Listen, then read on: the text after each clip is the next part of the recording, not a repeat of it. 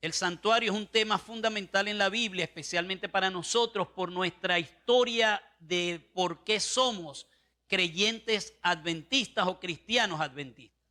Y esa historia y esa enseñanza y esa profundidad de ese mensaje es todavía muy amplia. ¿Alguna vez ustedes habrán escuchado que el Edén era el modelo del santuario? Insinuando los estudiosos bíblicos que el santuario, antes de que existiera como el santuario, ya existió antes de que el pecado existiese, cuando en el Edén Dios estableció el Edén. Pero una de las razones que yo quiero que analicemos tiene que ver con el concepto en sí mismo del por qué después del pecado y después de varias generaciones humanas, Dios quiso que el ser humano estableciese un local, un edificio portátil al principio que se llamó el santuario. ¿Para qué? Leamos Éxodo 25:8. Y harán un santuario para mí y habitaré en medio de ellos. ¿A dónde habitaba Dios que él dijo? No, yo quiero que hagan un santuario para yo habitar ahí. Él quería estar allí. Y para poder estar allí había que hacer algo interesante. Y eso que había que hacer era un santuario. Así que el santuario, por causa de ese texto de Éxodo 25:8, el santuario se ha convertido desde ese momento hasta el día de hoy en un concepto que significa que la presencia de Dios se manifiesta en ese lugar. El santuario es un símbolo dentro de las muchas otras cosas que podemos analizar, es un símbolo de la presencia de Dios. Éxodo capítulo 40, versículos 34 al 38, ya fue después de 2 años y algo que quizás habían pasado, pongamos 2 años, que duró el pueblo ahí en el monte Sinaí, esperando todas las ordenanzas y haciendo el santuario como había ordenado Dios. Entonces encontramos cuando ya llegó el momento en que se iba a inaugurar el santuario. Éxodo capítulo 40, versículos 34 al 38. Dice así: entonces una nube cubrió el tabernáculo de reunión, llenó el tabernáculo, y la gloria de Jehová llenó el tabernáculo. Y no podía Moisés entrar en el tabernáculo de reunión porque la nube estaba sobre él y la gloria de Jehová lo llenaba. Y cuando la nube se alzaba del tabernáculo, los hijos de Israel se movían en todas sus jornadas. Pero si la nube no se alzaba, no se movían hasta el día en que ella se alzaba, porque la nube de Jehová estaba de día sobre el tabernáculo y el fuego estaba de noche sobre él, a vista de toda la casa de Israel en todas sus jornadas. Usted ve nubes y ¿qué piensa? Va a llover, ¿verdad? Nadie se pone a pensar, esta es la presencia de Dios. Tampoco estoy diciendo que la nube es la presencia de Dios, pero entienda, ellos veían una nube. Solo que esa nube tenía movimientos raros. O sea, ahí está Moisés, se metió una neblina y Moisés no podía entrar al santuario porque había una neblina dentro del santuario. Y uno dice, oye, pero qué casualidad que se metió la neblina el día que estaban inaugurando.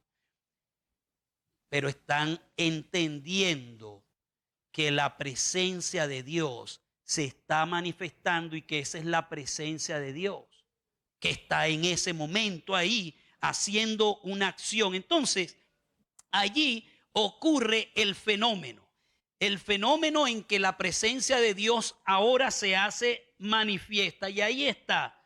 Y usted piense las consecuencias de eso y piense todo lo que eso representa. Dios ahí presente, pero en una forma que uno no se imagina que es Dios.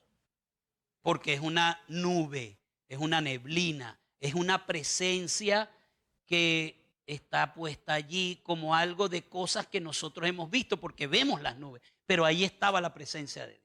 Para los hebreos era un reto la realidad de entender que ahí estaba la presencia de Dios, porque ellos pudieron, si hubiesen querido, alguno pudiese haber justificado de que eso era solo una nube.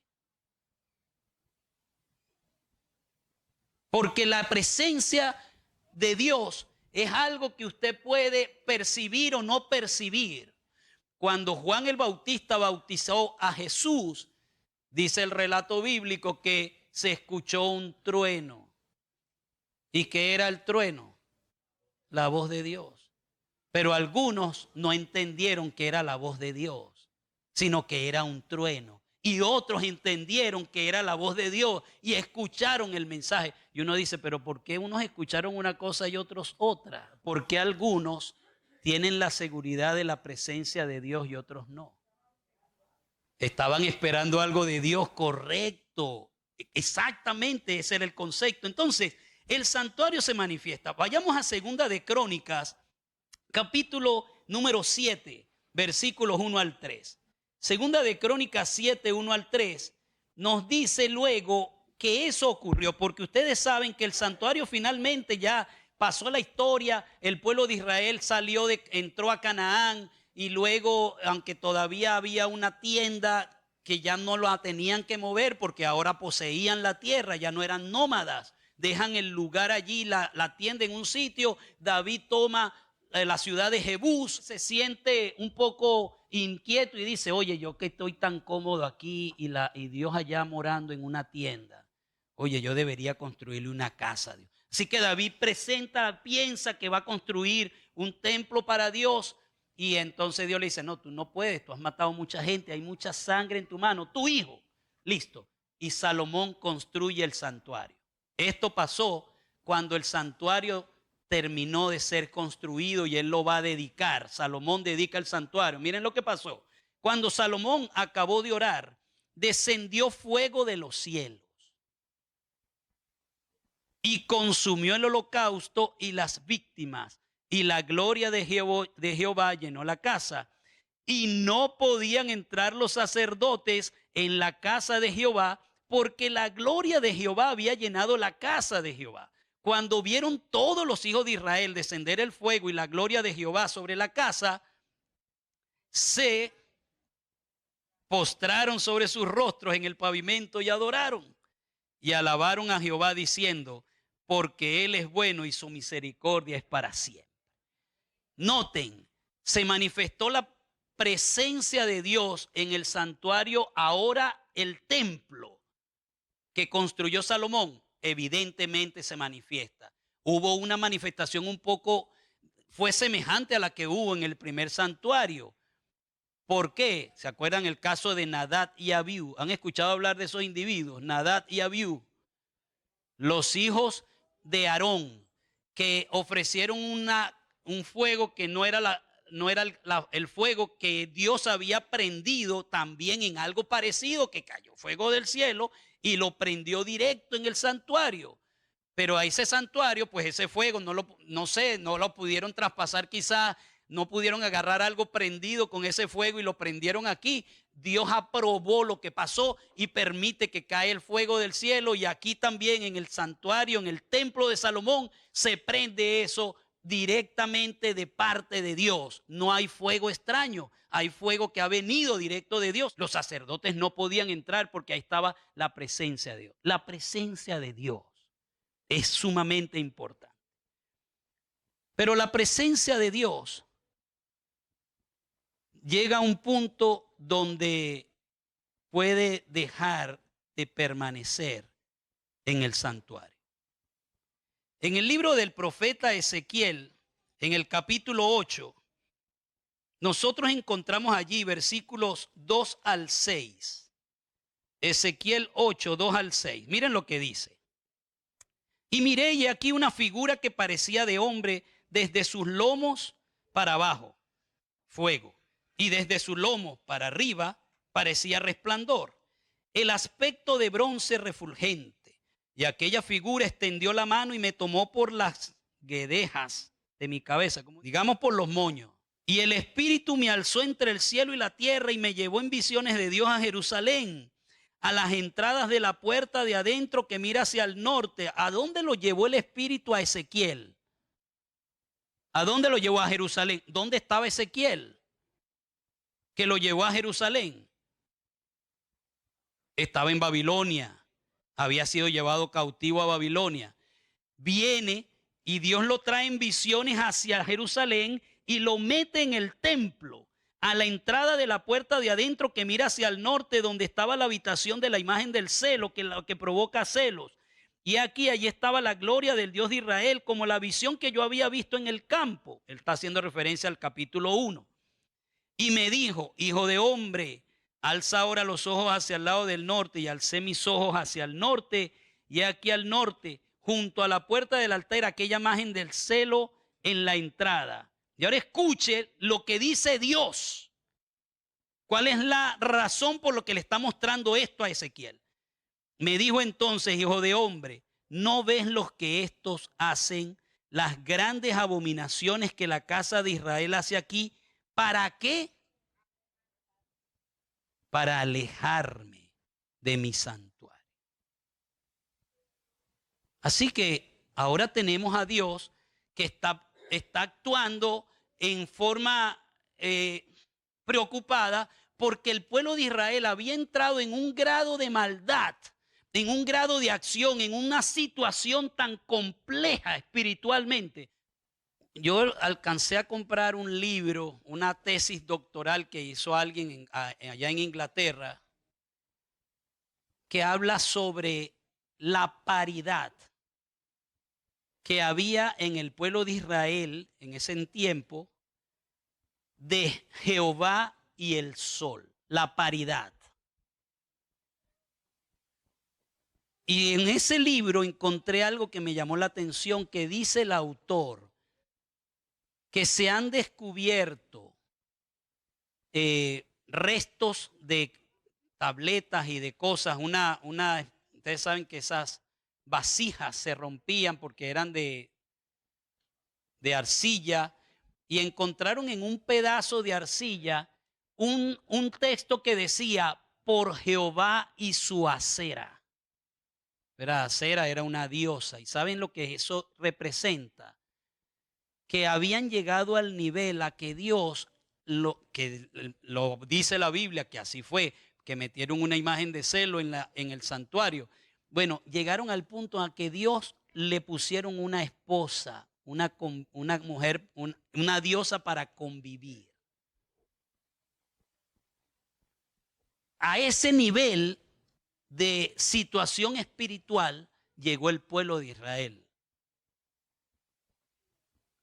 Y Dios le está diciendo a Ezequiel, ¿no ves lo que hacen estos para alejarme del santuario?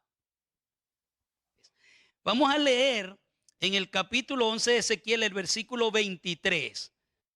Acuérdense que Dios está diciendo para alejarme de mi santuario. No tengo tiempo para mostrarles el movimiento que Dios va haciendo en Ezequiel, de cómo se va moviendo de adentro del lugar santísimo hacia más afuera y luego hacia más afuera. Pero aquí aparece ya cuando Dios toma la decisión de salir del santuario. Ezequiel 11, 23. Esto es visión, ¿verdad? Estamos hablando de que está ocurriendo en el mundo de la visión que Ezequiel está mirando. Dice, y la gloria de Jehová se elevó de en medio de la ciudad y se puso sobre el monte que está al oriente de la ciudad. Dios finalmente se levantó. La visión de Ezequiel percibe que Dios se sale del templo y se va al monte que está en la parte oriental de la ciudad de Jerusalén. Y allí se va.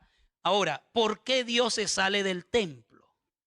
El pueblo de Israel había sido tomado, no todo, había sido tomado cautivo ya en dos invasiones. La primera donde se llevaron al profeta Daniel, el rey Nabucodonosor, y la segunda invasión cuando se llevaron que es ahora el profeta Ezequiel que estamos leyendo, fue la invasión que se llevó más gente, como 10,000 de los individuos más destacados que había en Jerusalén. Así que ahora Ezequiel está señalando de que va a venir la final invasión. ¿Qué merecía el pueblo de Israel? Tras esa traición a Dios, morir, ser destruido. Yo les hago una pregunta. ¿Usted conoce alguna nación que se llame Moabita? ¿Hay alguna nación que se llame hoy día, que exista hoy día, que se llame Moab? ¿Hay alguna nación hoy día que se llame Filistea? ¿Hay alguna nación hoy día que se llame Amonita? Ustedes saben que esos eran los pueblos que estaban alrededor de Jerusalén y eran naciones fuertes. ¿Saben qué pasó con ellos? Que los babilonios los invadieron a ellos también y de ellos no quedó después una posteridad que hubiese levantado otra nación. Lo mismo le pasó a los hebreos. Sin embargo, hoy conocemos una nación que se llama Israel.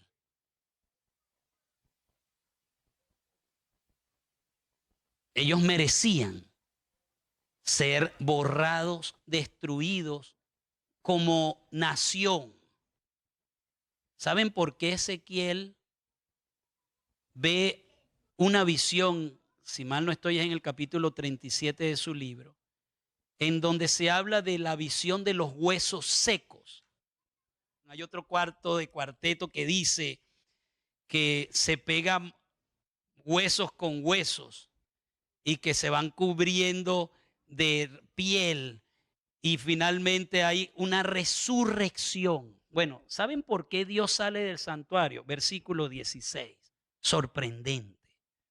Dice allí, Ezequiel 11:16.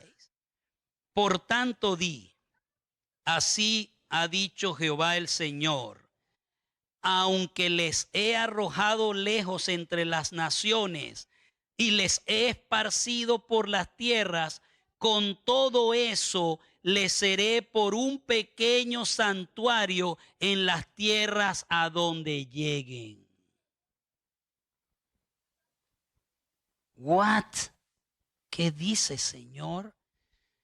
¿A ti no te ha sido suficiente la ofensa que este pueblo ha hecho en levantar cualquier cantidad de dioses, todo lo que hicieron como nación, todo que tenían, que el rey Josías tuvo que sacar a las prostitutas sagradas del templo que habían puesto a ti porque habían asumido cultos inmorales? Porque había levantado Manasés una imagen del celo allí en el puro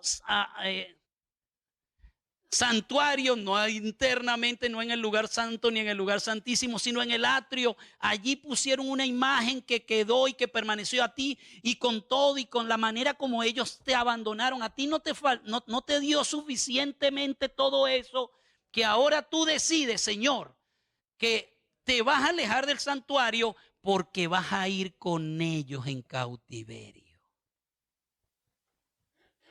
Y yo pienso, ¿qué Dios es este? ¿Qué Dios es este? Que sale del santuario porque lo sacan por causa de los pecados, de las abominaciones, y decide irse con esa gente para el sitio a donde Él mismo los envió, para que Él se convierta ya en un santuario para ellos. Cambia tu mente, mi hermano. Nosotros necesitamos entender correctamente quién es Dios.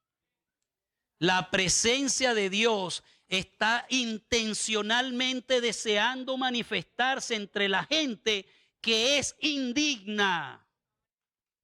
Los que nosotros consideramos que son los que están peor, son los a que Dios está buscando con mayor solicitud. Los que se sienten más miserables y más separados porque se sienten culpables, aunque su pecado sea público o privado. A esos el Señor está buscando de una manera particular y está ahí para morar con ellos. Dios es misterioso. Nosotros a esa gente la rechazamos. A ese tipo de personas las condenamos y las ponemos a un lado, los miramos con cuidado. Nosotros somos exactamente lo contrario de la actitud de Dios. Ese pueblo indigno, ese pueblo que no merecía nada, que lo que merecía era ser borrado de la tierra y que Dios comenzara una nueva nación. A ese pueblo Dios dice, me voy del santuario, pero no me voy con ellos en cautiverio. A morar allá, a hacerles un santuario allá. Y lo más seguro, ¿saben cuál es el punto? Lo más seguro es que hay personas que se sienten miserables. Hay gente que no viene a la iglesia porque no se sienten dignos. Hay personas que piensan que por sus errores cometidos ya perdieron el privilegio de poder estar cerca de Dios. Escucha, Dios, como lo ha hecho siempre, está dispuesto a abandonar el sitio de comodidad donde Él esté para ir a donde están, en el charquero, en el sucio, en la situación difícil, las personas. Ahí está Dios. Yo me acuerdo que cuando yo llegué a la iglesia siendo un adolescente y había algo que es muy popular. Yo estoy seguro que muchos de ustedes lo han escuchado. A mí me dijeron en mi enseñanza inicial que yo no debía ir a ciertos lugares como joven y como adventista, porque los ángeles se quedaban en la puerta de esos negocios y no entraban conmigo a ciertos sitios. ¿Te escuchó eso alguna vez? Así que me decían, no, si tú vas a una discoteca, los ángeles se quedan afuera y tú te vas a entrar solo, esto es un peligro. Si tú vas al cine, los ángeles se quedan afuera y tú vas a entrar solo y es un peligro. Si tú vas a no sé dónde, me enseñaban eso. ¿Saben qué he aprendido yo con la Biblia? Que ahí es en donde están metidos ellos, buscando a la gente que es miserable. Pero el punto es que no hay ningún ángel que se queda afuera. Cuando uno cree que la gente está peor, ahí es donde más está Dios buscando a la gente. Y Dios está buscándote a ti, mi hermano, mi hermana. Yo no sé quién serás tú, qué has hecho, cómo te sientes. Pero si te sientes con indignidad, si te sientes incómodo, si sientes que eres un hipócrita o una hipócrita, si te sientes mal, si que estás aquí, pero porque viniste forzado, pero tú realmente no tenías ganas porque conoces tu propia vida, entiende eso. Dios es un Dios misterioso. Actúa completamente diferente a como actuamos los seres humanos. Sucede que pues el templo se fue el santuario, la presencia de Dios se desapareció de un lugar físico y estaba con ellos. Ahí, ustedes lo leyeron conmigo. Dios dijo, voy a hacerle un santuario allá en las tierras donde los envié. Pero sucede que ellos regresaron después de 70 años. Y entonces ocurre que ellos tienen que construir de nuevo el templo. Ageo, profeta Ageo, capítulo 2, ¿verdad? Entre el libro de Daniel y Mateo hay 12 libritos ahí que ustedes conocen. Bueno, busque por ahí al profeta Ageo. En el capítulo número 2, los versículos 6 al 9, nosotros encontramos aquí esto. Porque así dice Jehová de los ejércitos: de aquí a poco yo haré temblar los cielos y la tierra, el mar y la tierra seca, y haré temblar a todas las naciones, y vendrá el deseado de todas las naciones. Mira, ahí está, por eso es que el libro se llama El deseado de todas las gentes, porque ahí está la promesa que Ageo decía. Y llenaré de gloria esta casa, ha dicho Jehová de los ejércitos. Mía es la plata y mía es el oro, dice Jehová de los ejércitos. La gloria postrera de esta casa será mayor que la primera, ha dicho Jehová de los ejércitos, y daré paz en este lugar, dice Jehová de los ejércitos. No se llenó de humo el segundo templo, no se llenó. Se conoce como el templo de Jerusalén también, pero fue construido por Zorobabel. No se llenó de humo esa casa. No hubo manifestación del cielo de un fuego, no hubo. Pero Ageo dice, esta casa va a tener una mayor gloria. Usted sabe por qué iba a tener una mayor gloria. Ageo lo dijo. Porque aquí vendrá el deseado de todas las naciones.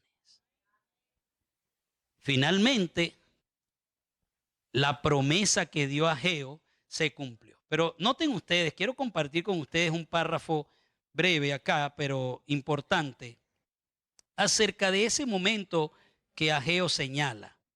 Fíjense ustedes,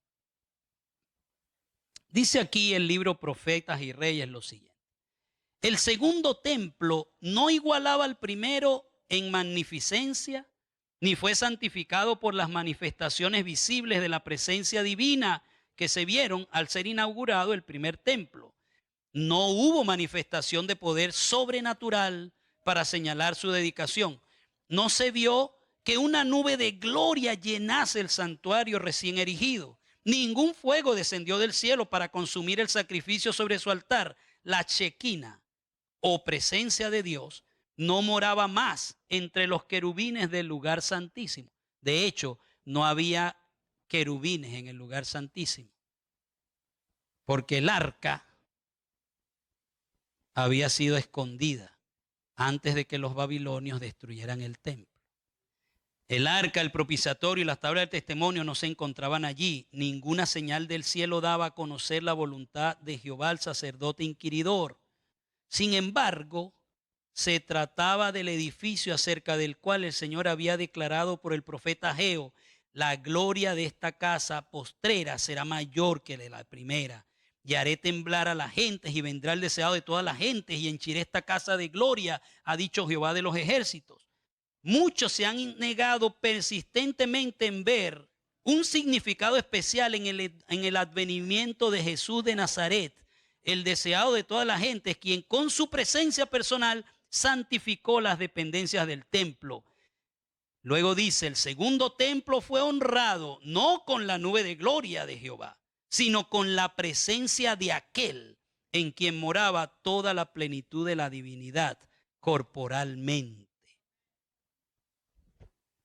La presencia de Cristo era sumamente importante para que hubiese un grado de santificación y de plenitud de gloria para ese templo, que no hubo una cosa sobrenatural. Pregunto, yo le hago una pregunta a usted. ¿Qué está buscando usted en su vida con respecto a su experiencia cristiana? ¿Qué quiere usted lograr en su vida cristiana? ¿Qué es lo que lo va a motivar realmente? ¿Qué es lo que lo va a despertar a una realidad espiritual? Que haya una manifestación sobrenatural, como mucha gente allá afuera está esperando, es que pon la mano sobre el televisor y entonces que te vas a sanar, o que veamos y que tú tienes una enfermedad y que entonces ahora sí te curó Dios, ahora sí creo, porque ahora hubo una manifestación poderosa, o porque pasó esto, pasó aquello de una forma sorprendente, o tú simplemente vas a estar impactado por el hecho de que la sencilla presencia de un Galileo está en el lugar. ¿Qué es lo que impacta la vida nuestra? ¿Cómo podemos estar seguros que la presencia de Dios está en nuestra vida? Tenemos que sentir qué tipo de emoción para saber que la presencia de Dios está en la vida. ¿Qué es lo que hay que vivir? ¿Qué es lo que hay que experimentar? ¿Será que yo tengo que sentir algo? ¿Tiene que quemarme algo? Yo tengo que tener ganas de estar viniendo, orando, viniendo a la iglesia, orando, leyendo la Biblia. Si no tengo ganas, es porque esto no está bueno, aquí no está el Espíritu. ¿Qué es lo que esperamos? En ese segundo templo, la manifestación de Dios vino humilde. Y entonces es cuando aparece en el Nuevo Testamento la presencia de Dios en el pueblo. Porque ese es en la antigüedad, cuando estaba el santuario, pero el santuario fue destruido. De hecho, ustedes saben que en el santuario de Zorobabel también, o que se conocía como el templo de Herodes, porque Herodes lo remodeló y le dio una riqueza increíble, ese santuario también la presencia de Dios se alejó una segunda vez. Fíjense lo que dice Lucas 13:34. El doctor Lucas nos dice algo interesante. Dice, Jerusalén, Jerusalén, Jesús hablando, que matas a los profetas y apedreas a los que te son enviados. ¿Cuántas veces quise juntar a tus hijos como la gallina a sus polluelos debajo de sus alas y no quisiste? Versículo 35. Y vuestra casa os es dejada desierta, y os digo que no me veréis hasta que llegue el tiempo en que digáis, bendito el que viene en el nombre del Señor. Que iba a ser dejada desierta, pero ¿cómo se iba a alejar la presencia? Ustedes saben lo que dice Mateo 28, 19 y 20. Vamos a leerlo ahí. Mateo 28, para que ustedes vean que aunque hay un misterio en esto, porque ahora la presencia de Dios en el santuario, en el pueblo, en la iglesia, en su gente, en los que están en el pacto, se manifiesta de manera diferente. Mateo 28, 19 y 20 dice: por tanto, id y haced discípulos a todas las naciones, bautizándolos en el nombre del Padre, del Hijo y del Espíritu Santo. Y miren lo que dice el 20: enseñándoles que guarden todas las cosas que os he mandado. Y he aquí, que dice Jesús, y he aquí, yo estoy con vosotros. ¿Cuántas veces? Todos los días. ¿Hasta cuándo? Hasta el fin. ¿Dónde está el santuario entonces? Saben que ahora entra la dualidad del santuario. Primera de Corintios, capítulo 3, versículo 16, dice algo, la dualidad del santuario. Noten ahora la dualidad para concluir entendiendo el asunto de la presencia de Dios ahora. ¿No sabéis que qué? Que sois templo de Dios y que el Espíritu de Dios mora en vosotros. ¿A dónde está el templo? Somos nosotros el templo. La presencia de Dios que está todos los días con nosotros. Ahora soy otro creyente y digo, yo estoy mal, yo no siento nada. ¿Está conmigo como está con ella? Ella lo siente, yo no lo siento. ¿Está conmigo como está con ella? ¿Saben algo? No depende de sus sentimientos la presencia de Dios. Gloria a Dios por aquellas personas que lo experimentan emocionalmente. Pero si usted piense cuán emocionado estaba Juan Hus en la Edad Media de tener la presencia de Dios cuando lo tenían en la hoguera. Estaba muy emocionado él de que tenía la presencia de Dios. Estaba en una crisis, pero la presencia de Dios estaba con él. Porque aunque él estaba en una tragedia humana, que era buena, positiva desde el punto de vista espiritual, en la experiencia de él no había un grado emocional positivo, sino que era un grado emocional de angustia porque lo iban a quemar. Pero murió cantando. Había un elemento que sí va con cualquiera, una paz. Ahora, pero usted dice, pero yo no tengo paz. Bueno, es posible que usted no tenga paz. Significa que porque usted no tiene paz, el Espíritu Santo o la presencia de Dios prometida por Jesús no está con usted. Pues posiblemente está, pero ¿por qué traumas ha pasado usted?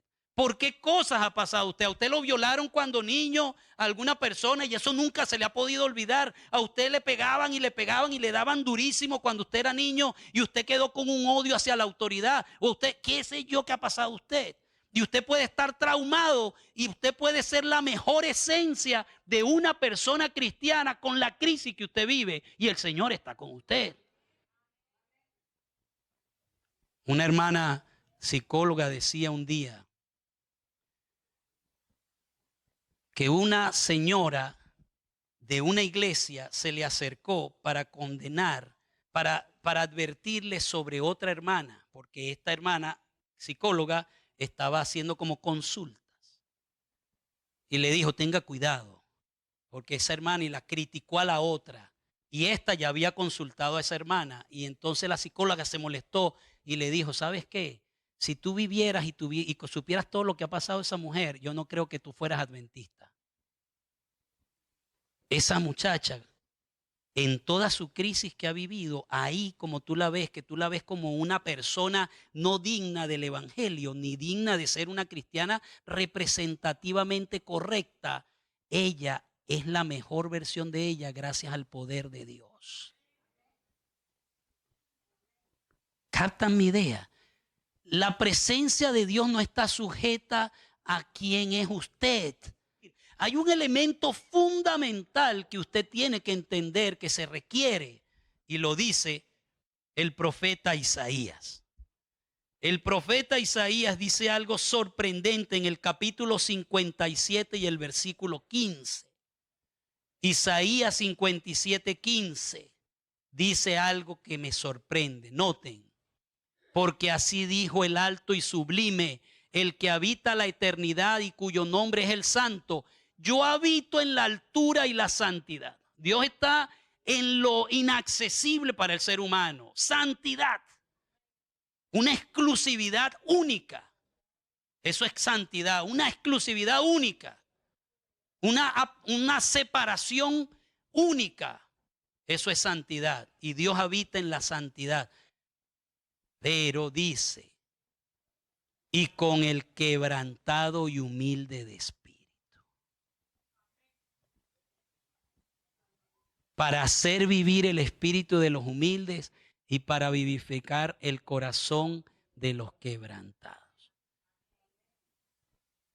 Quebrantados. ¿Quién es quebrantado? ¿Quién está quebrantado? ¿Sabe quién está quebrantado? Una persona que ha llegado, que ha tocado fondo.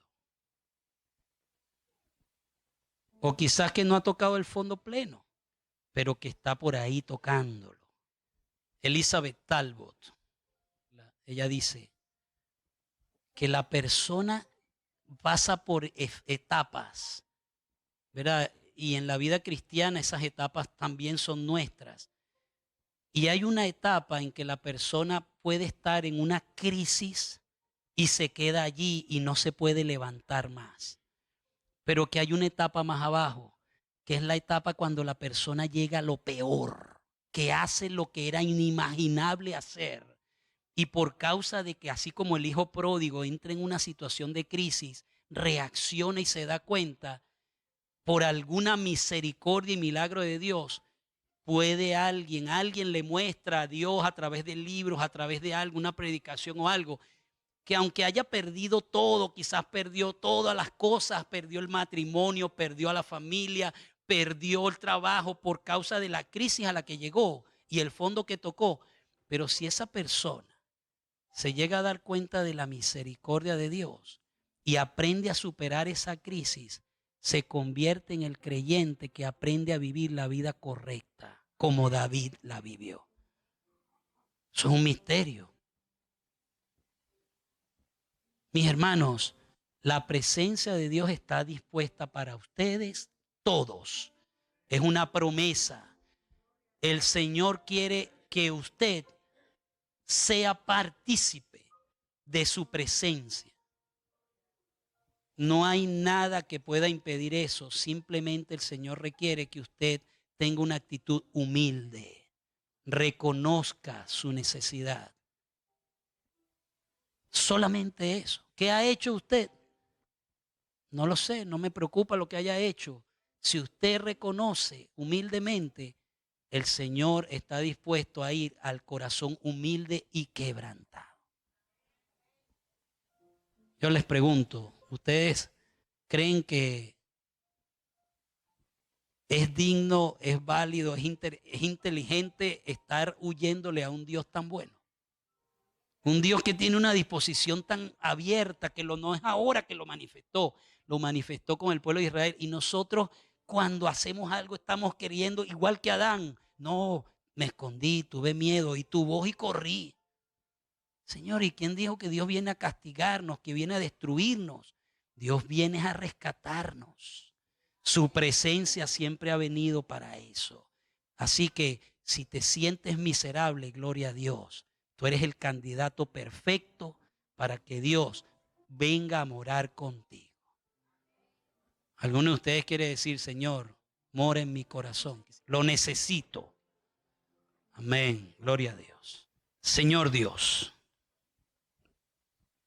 aquí estamos, puros miserables tratando de mostrar que tenemos una apariencia de santos.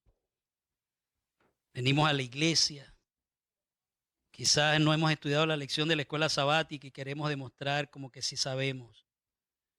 Quizás durante la semana no hemos orado, pero estamos secos espiritualmente, pero no queremos reconocerlo, queremos que nadie nos juzgue mal. Vivimos detrás de una pared escondidos en nuestra realidad. Perdónanos. Tú no estás interesado en que sea diferente en el sentido de que quieres exponernos, porque no es tu deseo. Porque al contrario, tú quieres que esa apariencia se convierta en una experiencia viva. Nosotros quisiéramos también, Señor. Ayúdanos. Te hemos fallado múltiples veces porque no te conocemos. Creemos que la rigidez de obedecer ciertas normas es lo suficiente que tenemos que cumplir, pero no te conocemos a ti. Permítenos que podamos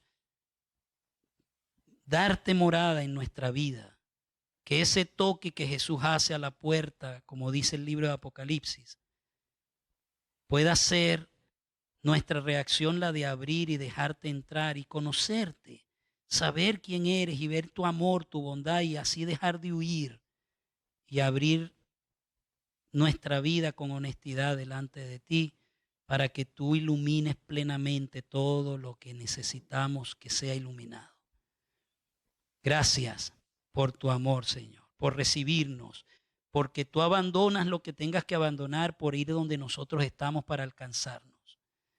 Porque tu presencia es una promesa fiel y porque ahora, no de manera mística, sino porque creemos y lo aceptamos por fe, que tú estás con nosotros. No dejes que Satanás nos haga dudar de esa presencia, Señor.